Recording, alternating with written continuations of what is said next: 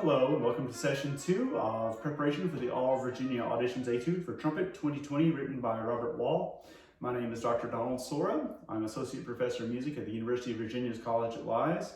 And in our first lesson, we talked about marking all those accidentals so we didn't have any issues with reading what's there. In our second session, we're going to be talking about the first section of the piece, and we're going to be talking about intervals. So make sure that we lock into each note correctly on the right partial and in the center of those pitches. So my recommendation is we go through and we ignore rhythms for a while and we just work on hitting the right pitches to get these centered in our ears.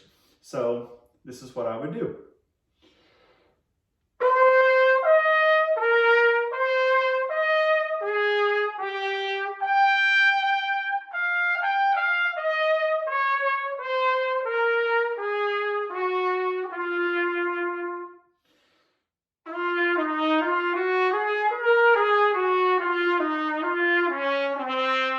So far, the first line, there's nothing that's really tricky. A couple octaves, that's about it. But here we're approaching some tricky territory, treacherous territory here. Measure 5 and measure 9 are a little tricky, so I'm going to go slowly with measure 5.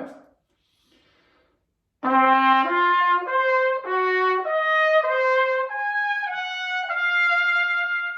I'd recommend repeating that several times. I'm going to make it a little bit more difficult. I'm going to slur through the whole phrase. I want to make sure that my air is responding correctly and I'm hitting the center of these. So there's more margin for error, but if I can nail it with slurring, adding the tongue back in will help so much.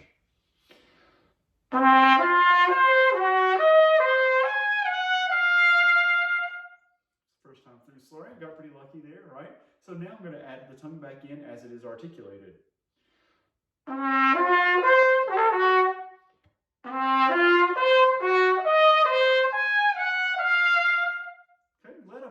Because that interval from D to A flat is a tricky one. That's what we call the tritone. It's a little tough for our ears to hear. So likely that's why I missed that. One more time.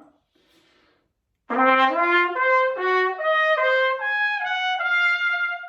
I've played it a few times in a row. I think I've got those intervals nailed down pat for now. So we'll continue starting at measure 6. Actually, let's start back at 5 and see if I can get it in context and move on.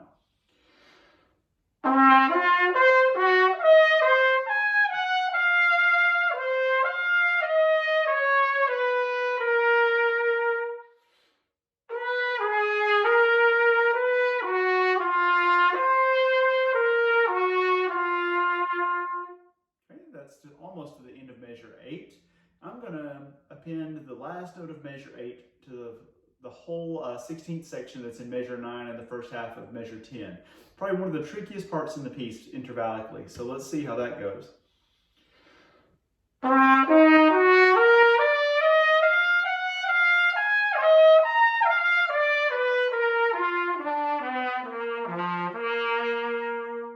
I recommend you take your time with it. If you can't do it that fast, that's fine. Slow it down, segment it, do just beat 1 into 2, for example. 2 to 3. 3 to 4.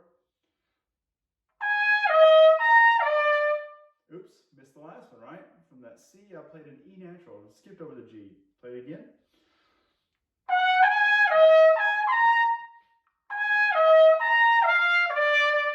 Gonna play it until I get it right.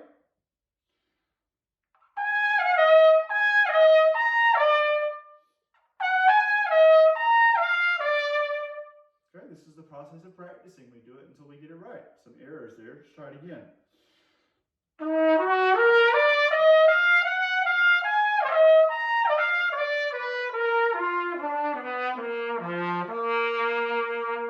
So you can see that C to G into E is still not locking in for me, and that's something I'm going to need to practice, spend some time, zoom in on that, work on it for a while.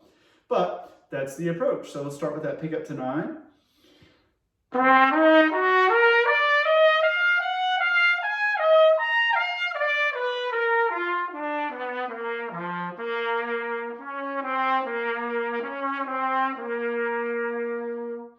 And that's the end of the first section. We've gone through all the intervals, make sure everything's sliding correctly.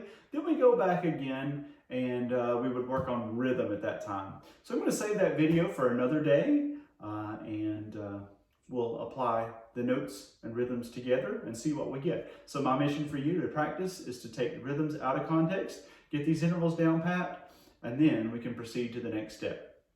Best wishes.